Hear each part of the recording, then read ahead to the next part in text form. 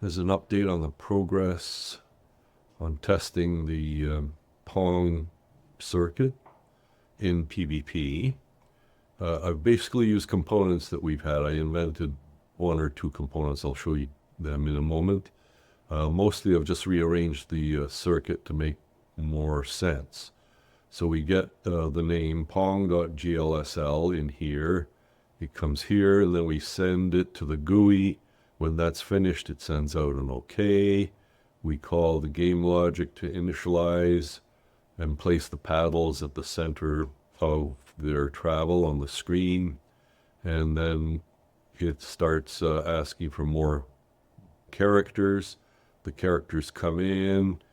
We check. We get a character. Game logic checks to see whether the character is up or down, left and right, or if it's the Control-C quit character. If the logic determines that it's a paddle movement, it sends out a paddle movement command to the GUI and sends it out as a string to the GUI.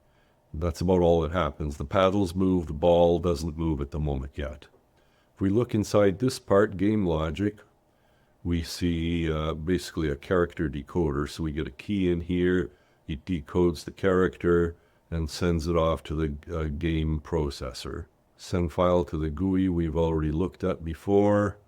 Basically reads the pong.glsl file, sends it as a string to the GUI, and then sending a string to the GUI is this implementation. We can look for a moment at pong.py. There, that's the handler basically. It looks for an L up. This thing looks for an L down, R right up, right down, any other character. Just so if we get an up, we increment the left paddle, we create a command out of it, and then we send the command to the GUI, and then we ask for more. And that happens with the 4 different paddle movements. If we get anything else, we just ask for more. We just ignore it and continue. If we get a quit, we send a message out.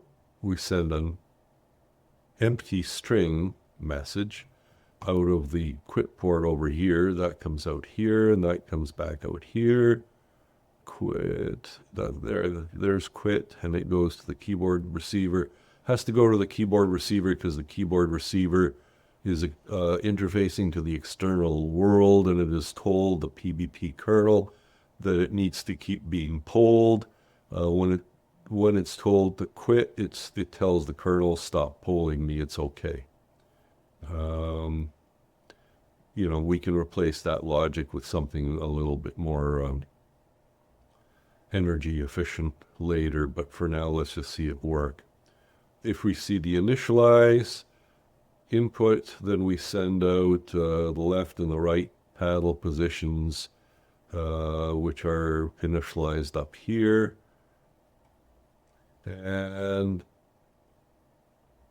anything else just gets ignored. Okay, so let's start that. Go to that, there. And then we'll reconnect the GUI. And then we'll run the make, and the keys are Q and A on the left side, O and L on the right side. I haven't bothered to figure out how to do ANSI escape sequences. I think they come in as three keystrokes. So the logic at the moment looks for only one keystroke at a time. We start it up. The initialization just happened. And we set the paddles right in the middle of the screen. The ball gets set up in the middle, but it doesn't actually do anything. And then if I hit a non-arrow key, nothing happens. If I hit the Q key, the left paddle goes up. If I hit the A key, the paddle goes down. If I hit the O key, the right paddle goes up. The opposite. And then if I hit Control-C, we end.